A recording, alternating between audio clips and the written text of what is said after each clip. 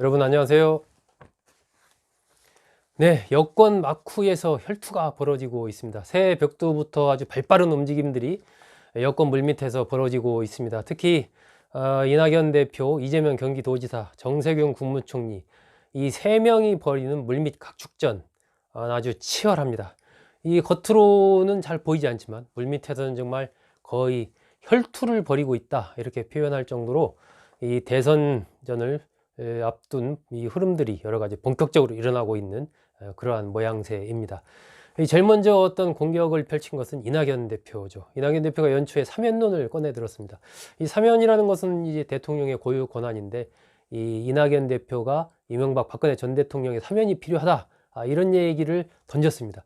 이 부분은 이제 문재인 대통령과 뭐 일정한 교감은 있었을지 모르겠지만은 어떤 합의하에 이렇게 하는 그런 것은 아닌 것으로 보입니다.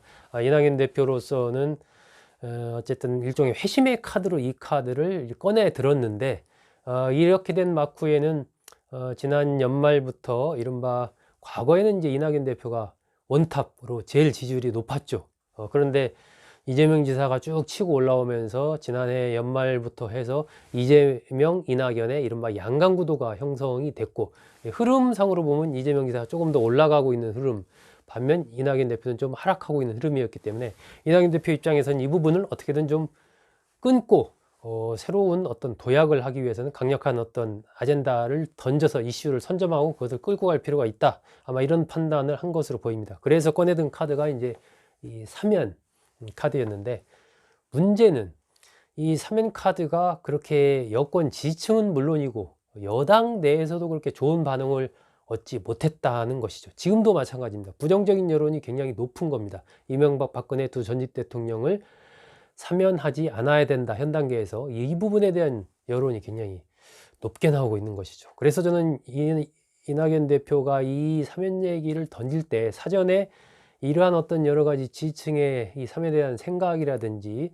이 당 안팎의 사면을 바라본 다양한 시각이라든지 이런 것에 대해서 정말 정밀하게 어떤 연구를 했는지 의문입니다. 어쨌든 이낙연 대표가 사면을 던졌고 그 부분에 대해서 이제 당 안팎의 어떤 반발에 부딪히면서 결국은 국민의 공감과 당사자의 사과가 있어야 된다라는 걸로 이제 정리를 했죠. 한 발 약간 후퇴한 뭐 그런 모양새입니다. 그리고 나서 이제 코로나 이 공유제라는 것을 또 던졌습니다. 코로나로 인해서 돈을 많이 번 이런 회사들이 좀 어려움을 겪는 계층에 자발적으로 좀 어려움을 같이 나누자라는 측면에서의 어떤 코로나 이익 공유제 뭐 이런 건데 이 부분에 대해서도 뭐 재계는 당연히 반발하죠. 이것이 무슨 준조세도 아니고 뭐냐 뭐 이렇게 얘기하면서 또 민주당 안에서도 과연 그게 자발적이라고 할 수 있느냐, 실익을 거두기 어렵다, 뭐 다양한 어떤 그런 갑론을박이 벌어지고 있습니다. 어떤 이슈로서의 강력한 힘을 갖고 이 이익공유제가 굴러갈 수 있을까? 글쎄요. 일단 민주당에서는 뭐 태스크포스 팀까지 만들어서 이 부분을 준비를 하고 있지만 어떻게 될지 조금 더 지켜봐야 됩니다. 일단은 이낙연 대표가 꺼내든 사면과 이 코로나 이익공유제 두 개가 생각보다 정치적인 파괴력이 그렇게 크지 않다라고 이렇게 판단이 됩니다. 이낙연 대표로서는 회심의 카드를 꺼내 들었는데 좀 아쉬운 그런 상황이겠죠. 지금 이낙연 대표는 임기가 3월 9일 전에 물러나야 됩니다. 이 민주당 당원의 어쨌든 당권 대권이 분리가 되면서 이 대통령 선거일이 내년 3월 9일이니까요. 1년 전인 5월 3월 9일 전까지는 이 대선에 출마하려고 하는 사람은 당대표를 두 개를 같이 할 수가 없는 거죠. 하나를 그만둬야 되기 때문에 당대표에서 물러나야 됩니다. 그렇게 본다면 이낙연 대표로서는 지금 두 달도 안 남은 것이 됩니다. 시간이 많지 않은 거죠. 이낙연 대표로서는 뭔가 좀 더 초조감, 쫓기는 그런 부분들이 있을 것이고 더군다나 이제 이재명 지사가 계속 치고 올라오고 있는 이 상황이니까 그런 맥락에서 이 한번 고리를 딱 끊기 위해서 사면 등등의 이 정책 아젠다를 던졌는데 그것이 그렇게 지금 좋은 생각만큼의 기대를 못 얻고 있는 것 같습니다. 이재명 지사는 어쨌든 지난해 연말부터 계속해서 지금 이 치고 올라오는 흐름을 보이고 있고 연초에 각종 여론조사 등등에서 수위 1위에 지금 올라가고 있습니다. 반면 이제 이낙연 대표와의 격차가 조금 더 벌어지고 있는 이제 그런 상황이죠. 이재명 지사는 계속 밀어붙이고 있습니다. 편지를 뭐 국회의원 300명한테 보내고 홍남기 부총리한테 보내고 전국민 재난지원금 다 지급하자. 지금 3차 재난지원금 지금 지급되고 있는데 벌써 4차 재난지원금 가지고 전 국민에게 지급하자 이렇게 가고 있어요. 이것은 이제 이재명 지사로서는 이 재난지원금에 대한 아젠다를 본인이 선점하려고 하는 그런 맥락이 있는 것 아닌가 판단이 됩니다.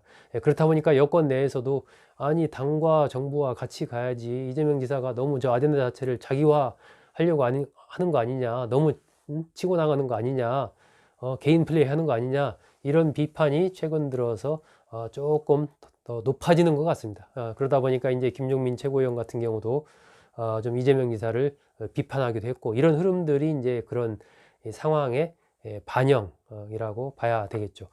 주목되는 것은 이제 정세균 국무총리의 행보입니다. 정세균 국무총리가 연초에 이재명 지사를 강하게 공격을 했죠. 뭐 더 주냐, 덜 주냐, 뭐 더 푸냐, 덜 푸냐, 이런 단세푸적 논쟁 그만합시다 하고 이재명 지사가 얘기하는 이 전국민 재난지원금 지급 부분에 대해서 강력하게 이렇게 반박을 했습니다. 이 정세균 총리 평소 좀 이렇게 온화한 스타일, 이 부드러운 스타일에 견져본다면 굉장히 세게 메시지를 낸 것이고, 이런 메시지를 내게 된 배경에는 결국 당 내에 쭉 자리하고 있는 그러한 이재명 지사에 대한 이 불만, 이런 것들을 이제 대변하려고 하는 그런 생각도 있었을 것이고, 좀 더 강한 존재감을 좀 보여야 된다 하는 아마 그런 판단을 한 것으로 예상이 됩니다. 이 정세균 국무총리도 어쨌든 대권 도전에 대한 굉장히 강한 의지를 가지고 있기 때문에 아마 4월 7일 서울시장 보궐선거 요 이후에 아마 총리직에서 나와서 본격적으로 뛰어들 것으로 그렇게 생각이 드는데, 그렇게 보면 정세균 총리도 시간이 많지 않은 겁니다. 그렇기 때문에 연초부터 강하게 아젠다를 치고 나가고 또 던지고 상대에 대한 공세를 펼치면서 존재감을 자꾸 드러내는 것이죠. 국회에 나와가지고 이 국민의힘 의원이 이 백신 확보 물량이 좀 불충분한 거 아니냐, 외국에서는 뭐 5배, 6배 국민 숫자에 비해서 그렇게 확보를 했는데 우리는 5,600만 명분이 면접 부족한 거 아니냐, 막 이렇게 얘기를 하니까 그것에 대해서 굉장히 강하게 반박을 하면서 5배, 6배 확보한 뭐 그 이유는 그 나라에 가서 물어보라라고 딱 쏘아붙이는 이런 모습도 전에 볼 수 없었던 모습이죠. 그러면서 이제 자영업자들의 고통 이런 것에 공감하면서 눈물을 흘리고, 이런 등등은 정세균 국무총리가 새해 들어서 굉장히 강단 있는 모습, 좀 강한 모습, 리더로서의 모습, 이런 쪽을 좀 보여주려고 그렇게 작심을 한 것 아닌가 그렇게 생각이 듭니다. 지금 구도 자체가 이낙연 대표, 이재명 지사 이 양강구도 이렇게 가고 있기 때문에 정세균 국무총리는 이재명 지사에 대한 강력한 공세를 펼쳐서 이 삼강구도 내지는 이재명 지사와의 양강구도까지도 내심 좀 기대를 하면서 행보를 하고 있지 않나 그렇게 생각이 됩니다. 이낙연 대표는 지금 이 키워드가 두 개인데요. 하나는 호남이라는 키워드입니다. 결국은 이제 이낙연 대표의 주된 지지 기반이 호남이죠.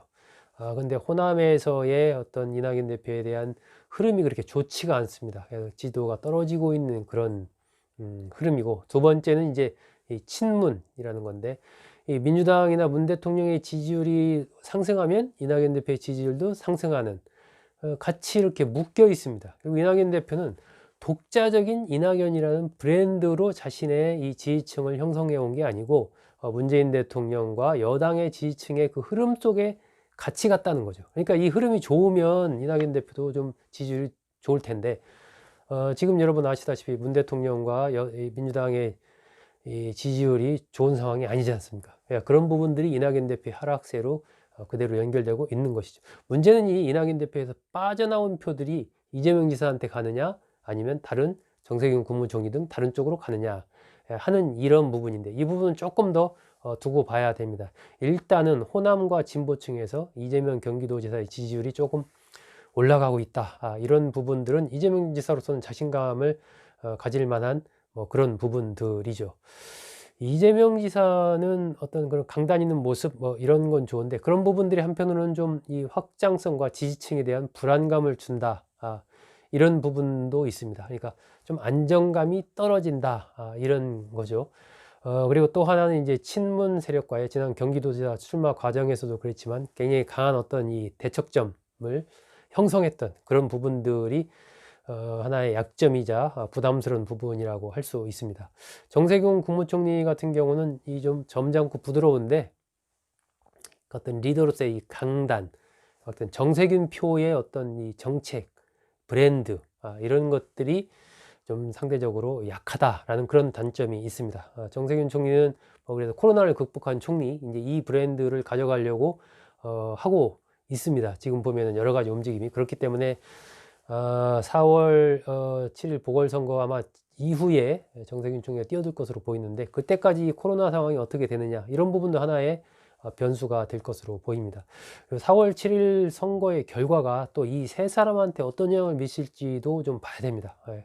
그때 만약에 뭐 서울시장, 부산시장 둘 다 진다든지 아니면 서울시장은 이기고 부산시장을 진다든지 아니면 반대로 반대의 경우라든지 뭐 다양한 경우의 수가 있고 그 경우의 수마다 이 이낙연, 이재명, 정세균, 이재명, 이낙연, 정세균 이 흐름들에 어떤 영향을 줄지 이것도 상당히 좀 지켜봐야 될 부분인 거죠. 그건 아직 알 수 없는 부분입니다. 어쨌든 지금 제가 말씀드린 것은 연초부터 이 세 사람이 굉장히 강하게 서로에 대해서 공세를 펼치고 자신들의 이제 존재감을 드러내기 위해서 굉장히 치열한 물밑에서의 혈투를 시작했다. 혈투를 벌이고 있다.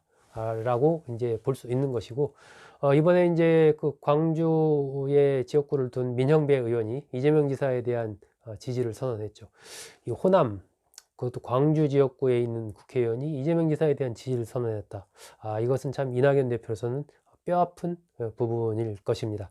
이낙연 대표는 뭐 일단 뭐 일일비하지 않는다 뭐 이렇게 얘기하긴 했지만 상당히 마음이 아프지 않을까 싶고 지금 현재 던지고 있는 이 사면이라든지 코로나 2.0 이제 이런 부분들의 어떤 정치적인 파급력 이런 부분들이 생각보다 좀 크게 오고 있지 않은 상황이어서 그런 부분에 대한 초조감 이런 것들이 조금 더 있을 것 같습니다. 이낙연 대표와 정세균 총리 좀 갈 길이 좀 급하고 이재명 지사는 좀 더 자신감을 갖고 밀어붙이면서 결국은 친문 세력들이 나를 싫어해도 정권 재창출을 하려면 이재명밖에 없다는 그 생각 때문에 어쩔 수 없이 도울 거 아니냐 뭐 그 생각으로 나는 이른바 밑바닥 허물기 작전 국회의원 만나서 내 편 만들고 이런 것보다 민심을 얻어서 당심을 장악한다 라는 뿌리를 흔들어라 이런 전략으로 이재명 지사는 가고 있고 정세균 총리는 일단 3강 안에 나도 있다 라는 부분까지 올려놓고 그 이후 단계를